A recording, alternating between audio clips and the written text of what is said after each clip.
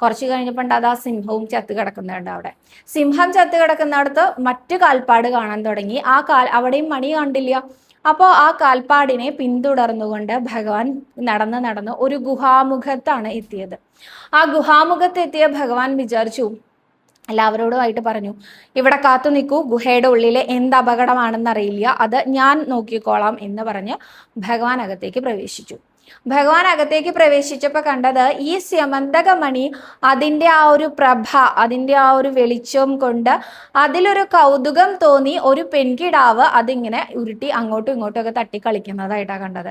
ഭഗവാനെ ഇങ്ങോട്ട് കണ്ടതും ആ പെൺകിടാവിനെ ഭഗവാന്റെ മുഖത്ത് നിന്ന് കണ്ണെടുക്കാൻ തോന്നാതെ നോക്കി നിന്നു എന്ന് മാത്രമല്ല, പക്ഷെ ഈ സ്യമന്തകം ഇങ്ങനെ തട്ടി കളിക്കുന്നുണ്ട് കേട്ടോ. സ്യമന്തകം ഇങ്ങനെ തട്ടി കളിക്കുന്ന സമയത്ത് എന്താ പറയാ, ഭഗവാനെ കണ്ടതും ഈ കുറച്ചു നേരത്തേക്ക് ഇങ്ങനെ സ്തബ്ധയായിട്ട് ഇങ്ങനെ നോക്കി നിന്നു. ആ സമയത്ത് പെട്ടെന്ന് ഒരു മനുഷ്യനെ കണ്ട ആ ഒരു ഇതില് അച്ഛാ എന്ന് വിളിച്ച് ഉറക്കെ ആ കുട്ടി കരയാൻ തുടങ്ങി. ആ സമയത്ത് അകത്ത് നിന്ന് ഒരു വാർദ്ധക്യം ബാധിച്ച നമ്മുടെ ജാംബവാൻ ഇറങ്ങി വരുന്നുണ്ടായിരുന്നു കേട്ടോ. ജാംബവാനെ കുറിച്ച് നിങ്ങൾ കേട്ടിട്ടുണ്ടാവും. എന്താ പറയുക, ത്രേതായുഗത്തിലെ ശ്രീരാമദേവന്റെ കൂടെ ഉണ്ടായിരുന്ന ആളുകളിലെ ജാംബവാനെ കുറിച്ച് കേട്ടിട്ടുണ്ടല്ലോ. ജാംബവാനാണ് ഹനുമാൻ സ്വാമിയെ ആ സമുദ്ര ലംഘനത്തിന് പ്രേരിപ്പിച്ചത് എന്നൊക്കെ കേട്ടിട്ടില്ലേ. അപ്പൊ ജാംബവാന് അങ്ങനെ ഇറങ്ങി വരുന്നുണ്ട്. അദ്ദേഹമാണെങ്കിലോ വളരെയധികം വാർദ്ധക്യം ബാധിച്ചിട്ടുണ്ട്. അപ്പോൾ മകള് പറഞ്ഞു, അച്ഛാ ഒരു മനുഷ്യൻ ഇതാ മുന്നിൽ കാണുന്നുണ്ട് എന്ന ആ രൂപമൊക്കെ ഇങ്ങനെ പറഞ്ഞു കൊടുത്ത് അങ്ങനെ പറഞ്ഞ സമയത്ത് ജാംബവാൻ ഒന്നും നോക്കിയില്ല, ഒറ്റടിയാ കൊടുത്തു.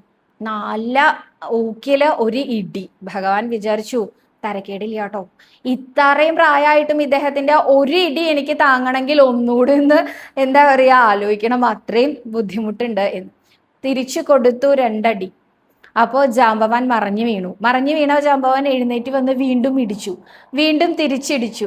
ഇങ്ങനെ ഇടി നടക്കുമ്പോൾ അച്ഛൻ ഈ വന്ന പുരുഷനെ ഇടിക്കുന്നത് കാണുമ്പോൾ ജാംബവതിക്ക് മനസ്സിന് എന്തെന്നില്ലാത്ത സങ്കടമാണ് അത്രേ.